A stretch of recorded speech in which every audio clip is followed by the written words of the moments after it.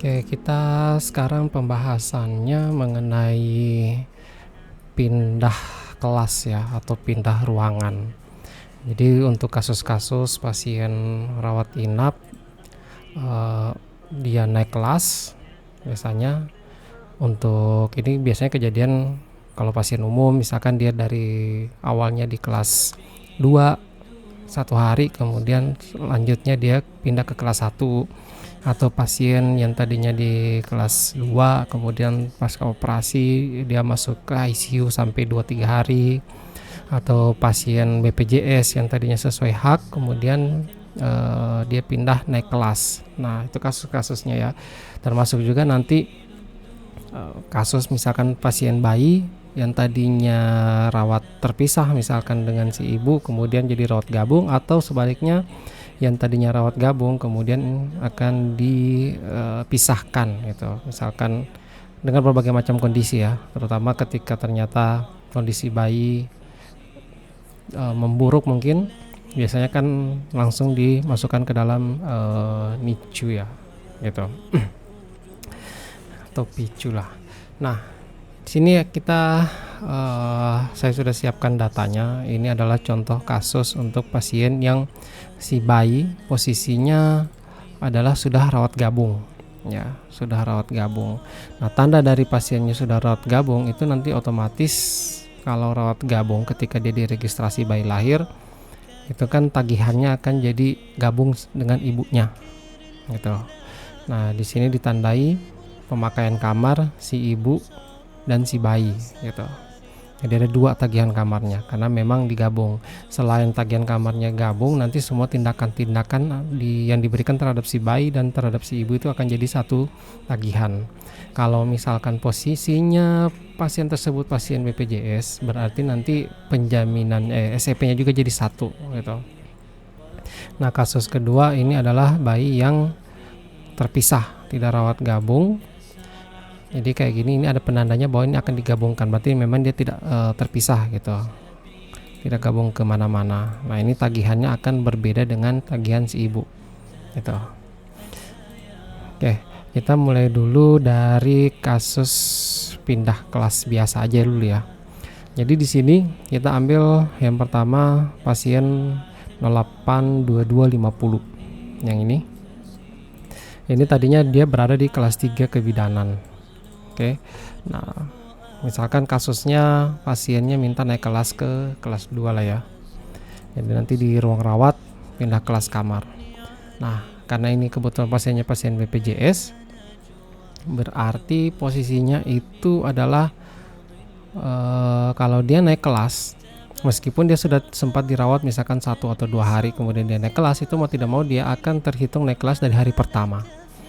Ya, ini dia kita lihat tanggal masuknya tanggal 31 Agustus. Ketika dia naik ke kelas 2, misalkan ke sini ya, tempat tidur yang tersedia adalah ini. Nah, ini tanggal pindahnya kita ganti ke tanggal 31 juga sesuai dengan tanggal masuknya gitu. Supaya ngitungnya juga pas. Pukul 14.46. Oke. Nah, di sini ada beberapa opsi. Pertama, tagihan kamar, tagihan tindakan medis dan seterusnya, biaya rawatan per hari dan status kamar sebelumnya. Nah, kita jelaskan tagihan kamar. Di sini ada 2 opsi, yaitu tagihan sebelumnya tetap dihitung dan tagihan baru dihitung mulai saat pindah. Opsi kedua, tagihan sebelumnya dihapus dan dihitung menginap mulai dari tanggal yang dipilih. Yang pertama, ini kasusnya untuk yang kita pakai sekarang ini tidak tepat, karena tadi kan sudah disampaikan karena ini pasien BPJS, ketika dia pindah meskipun dia sudah 1, 2, 3 hari dirawat sebelumnya, itu akan tetap dikembalikan lagi, dihitung dia masuk dari kelas 3 ke kelas 2, dia masuk di kelas 2 itu dari hari pertama dia masuk ya. Jadi dianggap dia memang dari awal sudah masuk dan selisih gitu statusnya. Nah, karena seperti itu maka sebenarnya yang tepat itu adalah nomor 2, tagihan sebelumnya itu dihapus. Kalau dipilih nomor 1 nanti akan terhitung di kelas 3 ada 2 hari ya, dari tanggal 31 nanti ketambahan lagi di kelas 2 sampai dia pulang terhitung juga mulai dari tanggal 31. Kenapa? Karena tagihan di kamar sebelumnya itu tetap dihitung. Jadi untuk kasus pasien BPJS pindah naik kelas itu dia harus memilih nomor 2, tagihan sebelumnya dihapus. Yang penting nanti tanggal pindahnya juga disesuaikan dengan tanggal masuknya. Kayak gitu. Kemudian ada juga kasus adalah jika terjadi, ini belum sempat saya sebutkan di awal tadi, kasusnya misalkan salah memilih kamar ya, dari loket registrasi admisi rawat inap, harusnya dia di kamar A, ternyata terregistrasi di kamar B. Nah, itu juga bisa dipindahkan di sini ya, bisa dipindahkan sini. Atau kasus pasiennya masuk ke kamar A, ternyata kamar A-nya bermasalah, dipindahlah dia ke kelas B, ke kamar B. Itu pun juga bisa dilakukan di sini. Ya, meskipun dia sudah lewat 1-2 hari kemudian dia pindah, itu juga sama, penentunya di tanggal pindah. Dan di sini apakah dia dihitung baru atau tidak. Kalau tagihan sebelumnya tetap dihitung, berarti nanti akan ada 2 kamar pemakaian di tagihan. Kalau tagihan sebelumnya dihapus, maka akan terhitung 1 kamar. Tanggal pindahnya, kalau dia misalkan kita pilih dia tanggal harusnya ini kayak begini kan, ini 31 Oktober, harusnya 31 Agustus. Nah, jadi ini nanti terhitung pakai kamarnya dari 31 Oktober meskipun di billingnya atau di kunjungannya dia masuk tanggal 31 Agustus. Jadi ini harus kita pilih 31 Agustus juga gitu. Oke, itu yang tagihan kamar ya. Kemudian di tagihan tindakan medis, tindakan operasi, ini sebenarnya tergantung dari rumah sakitnya ya. Ada, karena sebagian besar untuk rumah sakit swasta itu biasanya tarif tindakan operasi ataupun penunjang itu biasa dibedakan per kelas kamar. Jadi kan ada kemungkinan pasien naik kelas, maka semua tagihan-tagihan tindakan di kelas sebelumnya itu opsinya ada di sini. Apakah semua tagihan sebelumnya tidak menyesuaikan? Jadi misalkan dari kelas 3 ke kelas 2. Kalau nomor 1 berarti tagihan tarif tindakan di kelas 3 tadi tidak akan berubah, tetap terhitung sesuai tarif kelas 3 ya. Atau nomor 2, semua tagihan sebelumnya menyesuaikan. Jadi yang tadinya tarifnya di kelas 3 misalkan VCT-nya 75.000, ketika dia naik menjadi 85.000 tarif VCT-nya, nah itu ketika dipilih nomor 2 itu kita naik. Tapi kalau nomor 1 dia tetap terhitung 75.000. Atau hanya tindakan medis dan operasi saja yang menyesuaikan, pemeriksaan penunjang tidak. Atau hanya pemeriksaan penunjang saja, yang lainnya tidak gitu. Nah, tapi kalau di RSUD yang selama ini kita dapati, itu kan biasanya tarifnya 1 untuk semua kelas kamar. Jadi mau dia kelas 1, kelas 2, kelas 3, VIP, VVIP, isolasi, apapun itu, NICU, ICU, VCT misalkan 75. Jadi apapun opsi yang ada di sini, ini tidak akan berpengaruh. Gitu. Jadi pilih aja sih nomor 1 ya. Biaya rawatan per hari juga kurang lebih sama seperti yang di atas ini ya. Ada RS swasta sebagian besar itu beda kelas, beda biaya rawatan per harinya. Ada yang kalau di RSUD sama. Jadi sesuai keterangannya di sini dihitung untuk masing-masing kelas kamar. Berarti nanti di kelas 2 misalkan dia dirawat 1 hari, di kelas 1 dia dirawat 3 hari, berarti kan total 4 hari nih. Nah, nanti rawatan kelas 2-nya tetap segitu, 1 dikali 1. Nanti yang ke kelas 1-nya biaya rawatan perharinya lebih tinggi, berarti dikali 3 gitu. Atau mengikuti tarif rawatan tertinggi. Jadi ketika dia pindah dari 2 ke 1 ya, tarif rawatan yang tadi di 2 itu yang cuma 1 hari itu ikut naik ke tarif rawatan yang ada di kelas 1 gitu. Ya, jadi kalau di RSUD yang tidak menerapkan beda-beda biaya rawatan per hari, ini juga tidak ada pengaruh dipilih apapun ya, pilih atas atau pilih bawah. Kemudian status kamar sebelumnya, kamar sebelumnya apakah mau langsung dikosongkan atau masih dipakai? Kalau ini juga tidak perlu penjelasan ya. Kalau dia 1 bisa 2 ini dipilih, 1 atau 2. Kalau yang di sini cuma 2 berarti sudah pasti harus dikosongkan karena dihapus dan dihitung menginap mulai dari tanggal yang dipilih yang ini. Oke, jadi ini kasusnya pasien dari kelas 3 kebidanan naik ke kelas 2 ya, seperti ini. kemudian kita simpan. Setelah disimpan, pasien naik ke kelas 2. Oke, tetap kalau kita lihat pemakaian kamarnya, ruangan itu tetap terhitung 31 Agustus masuknya gitu. Oke, tetap terhitung 31 Agustus. Atau bisa juga kita lihat dari sini pemakaian kamarnya 31 Agustus dan pasien centang begini, berarti pasien berada di kamar ini. Oke, kemudian itu kasus pasien naik kelas. Jadi yang tadinya ini sesuai hak, ini bisa nanti diedit tagihannya itu menjadi selisih. Ya, itu bisa.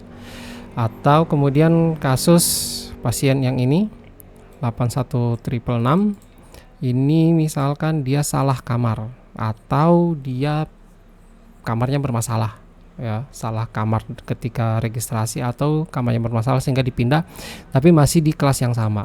Jadi ini dari kelas 3 tetap ke kelas 3, yang tadinya kelas 3 kebidanan yang ini ya, mungkin dipindah ke kelas 3 Sansevieria 3. Oke, terpakai semua.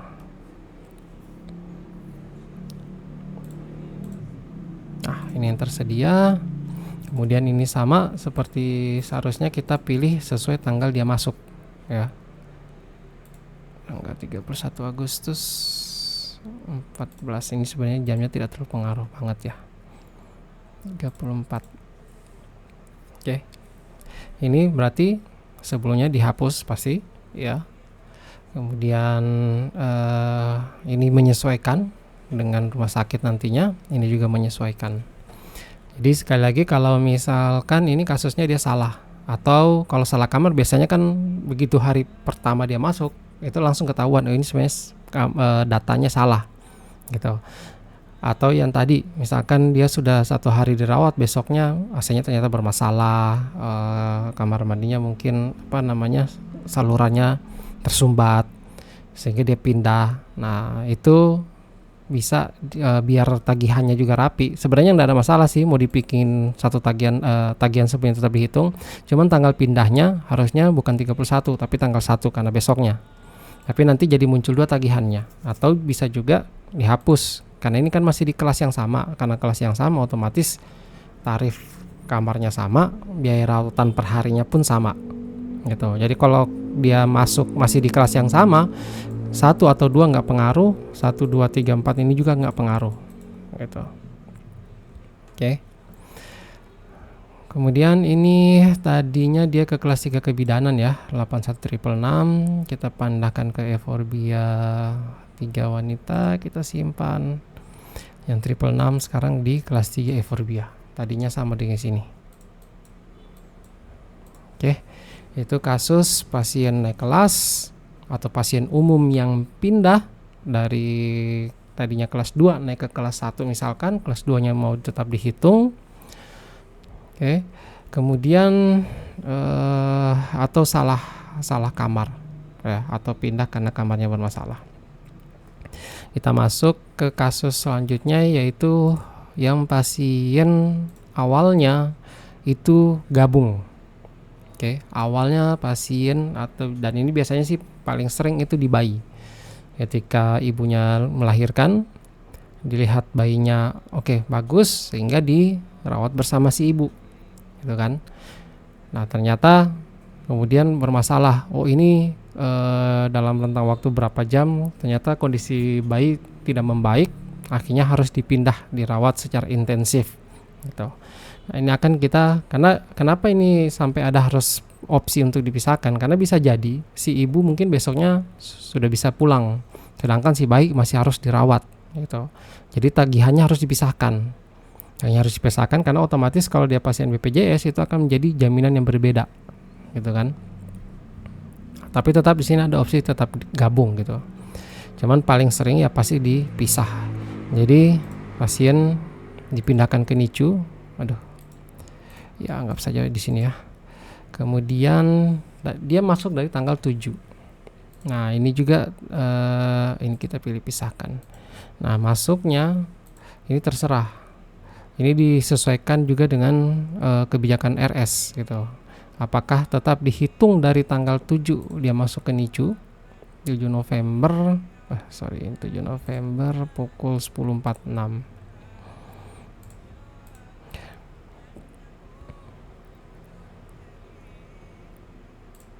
ya. Karena ini dipisah, jadi dan ini baru kamar pertama, jadi ini mau dihapus mau tetap hitung sebelumnya, cuman biasanya lebih pasnya itu dia dihapus gitu. Jadi supaya dia di dalam tagihan kamarnya cuma ada satu NICU. Kalau tagihan sebelumnya tetap dihitung, nanti di kelas 1 itu ikut terhitung gitu loh, ikut terhitung. Atau kasusnya pasien tanggal 7 mulai dirawat, tanggal 8 bermasalah sehingga harus dipindah, bisa juga ini pilih tanggal 8 dipisahkan, tagihan sebelumnya tetap dihitung, berarti nanti dia tanggal 7 satu hari dia di kelas 1, sisanya dia masuk ke NICU ya. Nah itu makanya saya bilang nanti tergantung di kebijakan rumah sakitnya, alurnya seperti apa, SOP-nya seperti apa ya. Kita pilih tanggal 7, tagihan sebelumnya dihapus. Ini juga sudah dijelaskan tadi. Oke. Nah, ini kan tadinya gabung nih. Ya, kita sudah cek di awal tadi kan gabung. Setelah kita simpan. Nah, ini kan tadinya gabung di atas dengan ibunya yang di atas ini. Ini kalau kita cek sekarang tagihan si ibu. Nah, jadi nggak ada, sudah hilang gitu, keluar. Nah, kalau kita lihat tagihannya si bayi, nah itu nomor sendiri ya, nomornya berbeda. Jadi dia dibikinkan tagihan baru yang kemudian ada sewa kamarnya ya, seperti itu. Semua tindakan kemudian farmasi yang terkait dengan si bayi itu semua ditarik ke tagihan si bayi, tidak lagi digabung dengan si ibu gitu. Nah, nanti tinggal disesuaikan semua data-data tagihannya, apakah dia mulai dari nomor SCP-nya segala macamnya. Ini kan kebetulan nomor BPJS belum ada, jadi nanti nomor BPJS bisa ditambahkan. Masuk ke kasus selanjutnya, yaitu kondisi bayi yang tadinya dirasa ini mungkin harus dirawat secara intensif, tapi ternyata setelah 6 jam kondisinya membaik, berarti sudah sesuai instruksi dokter bisa digabung dengan si ibu. Ini akan kita coba gabungkan. Pertama kita lihat dulu kondisinya ya. Ini tagihan pasiennya si bayi 3802, kemudian ini si ibu dengan pasien ini 3803 ya. Ini contoh aja. Oke, akan kita gabungkan. Sebentar, 3803 ini jelas pemakaian kamar hanya satu ya, sewa kamar dan perawatannya. Oke, kita coba gabungkan ke ibunya. Ibunya nomornya 081532. Rawat pindah. Ya, karena ini rawat gabung berarti ini sebenarnya tidak perlu diisi. Ya, karena jelas akan digabung masuk dengan si ibu. Gitu. Kita cari, masuk ke nomor RM-nya. Ya, ini otomatis dia akan masuk ke sini. Yang tadinya misalkan di NICU, ini kebetulan cuma kelas 1. Misalkan karena memang harusnya dari NICU gitu. Misalkan di NICU, kemudian dia masuk akan digabung, otomatis dia akan masuk ke kelas 3. Gitu kan? Nah, tagihan pasien digabung atau tidak, pasti dia biasanya digabung. Kemudian tarif kamar ini juga sesuai kebijakan, apakah mau dihitung sesuai tarif, berarti nanti kalau misalkan 4 hari dirawat, berarti total pemakaiannya itu kali 2 gitu loh, si ibu dengan si bayi, atau si bayi dapat potongan 50% atau si bayi tidak ditagihkan. Tarif perawatannya gimana, ini dikembalikan ke kebijakan rumah sakit. Tanggal pindahnya, nah ini juga sama, lagi-lagi dikembalikan ke aturan rumah sakit. Kalau di sini kita lihat si ibu masuk tanggal 31 Agustus ya. Jadi kalau memang tetap dihitung sama dengan si ibu berarti 31 Agustus. Oh, ini ada jamnya. Oke, tagihan kamarnya gimana? Yang sebelumnya tadinya di NICU, apakah dihapus atau tetap dihitung? Ya. Ini juga sama penjelasannya, nggak ada kondisi yang berbeda. Kemudian kita coba simpan. hasil ini yang tadi ibu hanya ada satu ya. Ini kalau kita refresh, nah sekarang jadi 2 gitu, dengan si bayinya masuk berdua. Nah intinya sih berbagai macam kondisi nanti di lapangan, entah itu ada kesalahan kamar, entah itu pasiennya pindah, entah tadinya mau digabung ternyata harus dipisah, yang tadinya dipisah ternyata harus digabung, itu semua bisa diatur. Ataupun ketika ada kasus hanya sekedar pindah ya, pindah dan ternyata salah milih tanggal pindahnya, yang harusnya dia masuk sesuai tanggal masuknya 31 ya, kepilih kayak tadi 31 Oktober, itu pun diulangi lagi prosesnya, dipilih lagi tanggal 31, itu pun bisa, nggak ada masalah. Jadi kesalahan apapun nanti tetap bisa diperbaiki, dikembalikan lagi statusnya seperti seharusnya gitu loh, pemakaian kamar. Oke, sekian untuk pembahasan terkait pemakaian kamar. Terima kasih.